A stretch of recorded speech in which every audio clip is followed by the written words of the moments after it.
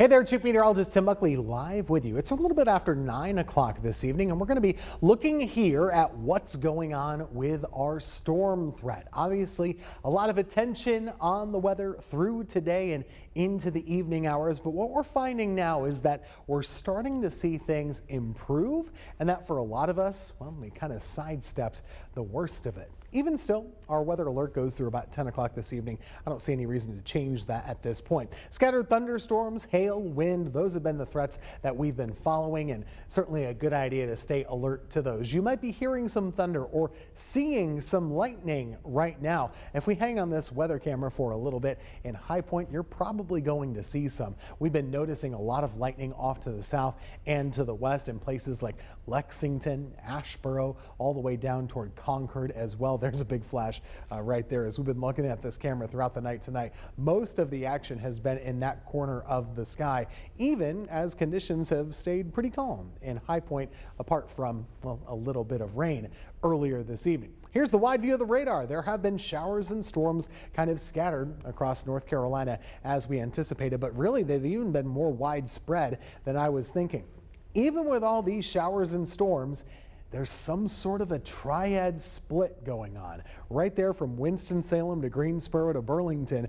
Bad storms to the north, bad storms to the south. Not much right there in the busy I-40 corridor, more or less just some steady, gentle rain for a lot of us. But right now, there's still a constant wall of water, lots of lightning too, across Randolph County, all the way back down toward the Charlotte area. So there's a lot still going on at this 9 o'clock hour, not totally done just yet. On the closer view, we're going to use our higher resolution radar here so you can get a better idea for what's going on the ground. Almost like a dividing line here of dry weather to the north of I-40 to wet weather to the south of it. From Greensboro north, it's dry in Guilford County. We don't see much going on in Forsyth County right now either. Stokes County, you've been cleared out and calming down. Rockingham, improving too. There were thunder and lightning, some hail earlier there too. That's all gone away. Caswell County, things are improving. And in Alamance County, you've had some thunder and lightning over the last little bit, but overall, also avoided the severe weather concern. Here's a closer view of Greensboro. A little bit of light to moderate rain, no problems with that. It's dry up along the lakes and Lake Jeanette and in the urban loop as well. Off to the south, a little bit of steady rain is ongoing here from Pleasant Garden down toward Julian and Liberty as well. Looking over to in Alamance County, let's take a look here. Burlington, Elon, you're seeing a little bit of rain, but not all that much. This is steady, but not torrential. It is a little bit harder as you go over toward Orange County. A little bit of a storm right here. Not much lightning with it, but a little cell here just to the south of Efland. That's kind of pushing over toward Orange County. Farther south, Snow Camp, Saxbahaw, you name it, you're getting some rain as well, but nothing all that strong or severe at this time. This is the exception though. Take a look. Randolph County has been worked over pretty good with heavy rain, some frequent lightning too, just streaking across the sky from time to time. That's the situation that's still going on right now, and you are getting a lot of rain out of this from Liberty to Ramseur down to Cole Ridge and over towards Star. Lots of thunder and lightning. Randleman, Level Cross, you're getting a lot of that as well. But the worst of it with the wind and the rain, that's starting to push off to your east. The southern part of the county right now is getting it the worst. This will continue to push off, mostly moving off to the south and east. Let me put a loop on this for you so you can notice the motion on this storm. It's pretty much moving about due east at this time, due east. So Siler City, it's knocking on your doorstep right now. You do have a severe thunderstorm warning. Let's put the labels on that for you here so you can see what's going on as I use my computer here to put the label on. We're looking at this storm, severe thunderstorm warning until 10 o'clock. So this runs all the way through 10. That includes a whole bunch of places like Chatham, parts of Randolph, down to Moore County, Montgomery County, even Lee County included, as that storm will go over toward Sanford in a little while. Up toward Rockingham County, your live view of Eden and Ruffin, a little bit of rain there for you, but all in all, things have been calming down. We're seeing improvement along the Virginia border where it's been pretty busy for several hours, pretty much since 5, 6 o'clock. You deserve a bit of a break. Closer view of the busy area from Lexington to Sophia to Randleman to Asheboro.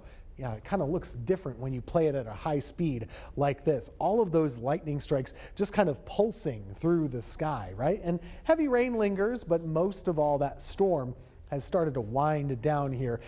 Farther off to the south and west, this is kind of where Charlotte has been getting it pretty good. No warning for uptown Charlotte, but they've been seeing a lot of thunder and lightning. Very, very heavy rain too from Midland down through Pineville, and a lot of hail has been falling across the Charlotte area too. If we widen out this view a little bit, you'll notice how these showers and storms have been kind of moving right there along the South Carolina border for several hours. And when you get into trouble with strong and severe storms, the individual ones just like that, they are the ones that can often cause the biggest problems. When they're out on their own, they can sometimes get a little stronger, whether it's rotating a little bit, putting down some hail by creating stronger updrafts. So those are the storms that have been giving fits to much of the Carolinas earlier today. The foothills and even the mountains got a good amount of hail from this storm system so far. Want to share with you a couple of pictures from the viewers, from you, that you've been sending in throughout the last couple of hours. This one coming in from Randleman. Jonathan Jones sending us this shot. When you see a cloud like this, your first indication would be that it is not good. And a lot of times it's not. This is approaching a severe thunderstorm at this point. But what it's really showing us is cool air rushing out ahead of a thunderstorm. That cool air hits our warmer, more humid air and condenses. Think of it like a little bit of a mini cold front.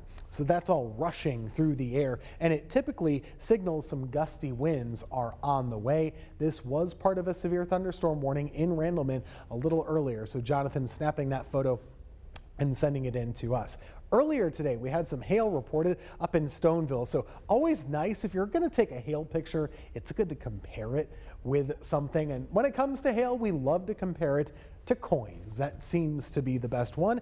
Here's a quarter, of course, and well, that's the hailstone. To my eye, it looks to be about dime-sized or so up in Stoneville. So a little hail in Rockingham County. Hannah Hawkins sending in that photo. And here's one from Christy Bailey over in the Wilkesboro area. This is North Wilkesboro to be specific. You can see the hail coating the ground a little bit and getting stuck in some of the pine straw right next to the garden hose.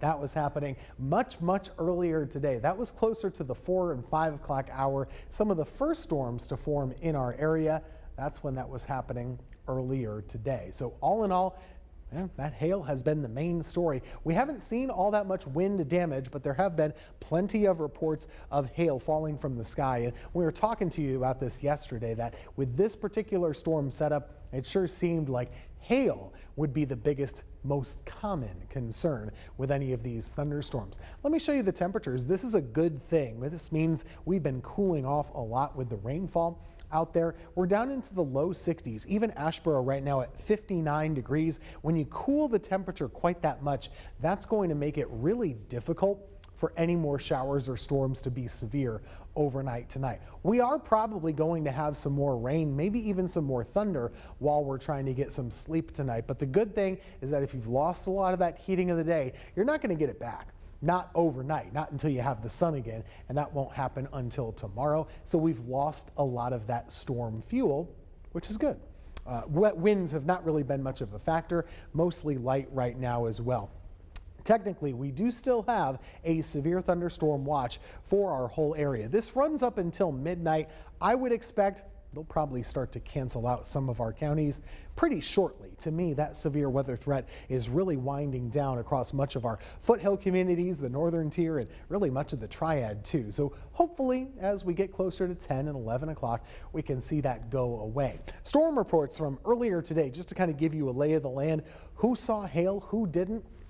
The foothills have had the most reports of that. Across Wilkes County in particular, a couple of different rounds of showers and storms have been bringing some issues, a little bit of wind damage near Moravian Falls as well.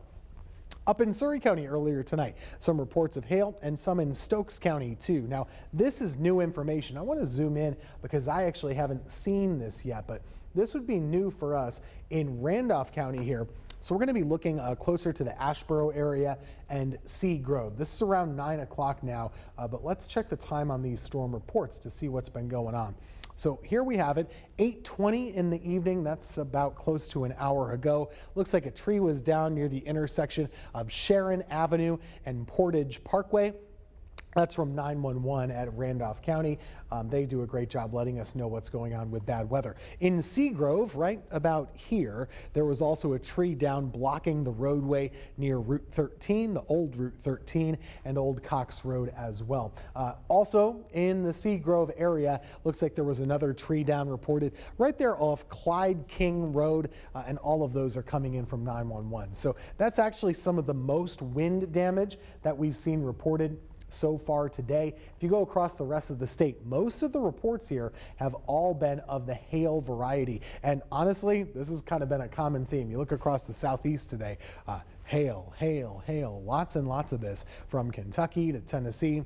Over to North Carolina, parts of Virginia too. Everybody kind of in that same boat. And if you say, why is this happening? We have this big swirling low pressure area across the southeast right now. And these upper level low pressure areas, they have a lot of access to cold air up in the atmosphere. So why are you getting hail and more of it than usual? Well, when you have a big area of low pressure like that and the air is colder above our heads, think about it. The clouds are colder too. So when you have a thunderstorm cloud, the lower you're able to bring that freezing point down and get it closer to the surface, well, you're going to have a better chance creating hailstones. When you go up in the air, your air is always getting colder in temperature, but it might vary day to day. How far up do you have to go to get to 32 degrees? Today, we have a lower than usual freezing level in the atmosphere, so it's easier for all these thunderstorms that are bubbling up to create those ice pellets and turn them into bigger ice stones, which we call hail, of course. Let's take a look at Futurecast. As of right now,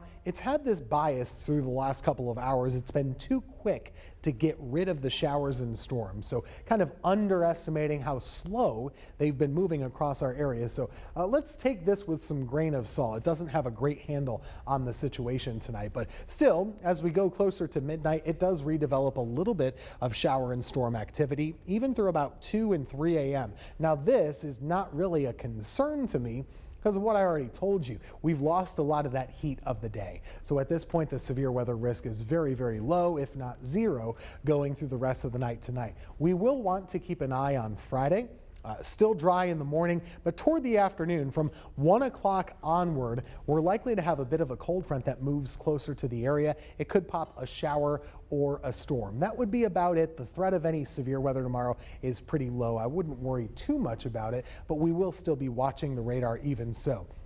Looks like they've made some edits here to the storm risk map. Throughout the day today, as we've been showing this to you, the storm risk has been rated a 2 out of 5, a higher than usual risk for our area. Now we've been lowered to a level 1 pretty much across all of the Triad points northward. Farther south, Asheboro and the like, places that still have severe weather ongoing, you're still at the level 2. So they've lowered the risk. They haven't completely taken it away, which signals that we might still be watching a little while longer for tonight. Looking at tomorrow, we have a level 1 risk of showers and storms, popping any wind damage or hail. That would mostly be between about 1 o'clock and 5 o'clock on Friday afternoon. Let's take a look at the Futurecast here. We have a cold front that's driving this thing. That's what will be crossing our area tomorrow afternoon. A bit of a cold front, just like that, kind of moving through the area, touching off a couple showers and storms. To me, they're more likely for eastern North Carolina than they are for us. We'll still be watching it for you, but there's not a big risk of that happening for tomorrow. We'll have nice dry weather building in for Saturday. Looks to be a great day there, but after that, low pressure swirling around over here. This is going to be a thorn in our side for several days. It starts to inch closer to us on Sunday afternoon. Take a look right here. That would be Sunday evening, really. So Mother's Day, dry in the morning, dry at lunchtime. Afternoon and evening, it's going to depend on where you are across our area. And then going into early next week, Monday and Tuesday are both looking to be on the very wet side. So it's possible we could end up with a couple of inches of rain over a few days early next week. And then beyond that, maybe even still lingering with a few showers popping up at times on Wednesday. So it's going to be a wet weather pattern going into next week. So keep that in mind. We need the rain. We haven't had all that much so far this year, but we will be getting some, it looks like, over those next 7 days. For tonight, overnight lows right around 61. A couple of scattered showers or storms are still possible. going through the rest of the evening. For tomorrow, temperatures are in the 70s. It's really a pretty nice day, but we do want to watch that afternoon time frame. I think there'll be a couple of showers and storms that could pop up from place to place, mostly between 1 and 5 o'clock. Looking ahead in the rest of the 7-day, we have a good chance of rain early next week. Monday and Tuesday are the most likely times for that.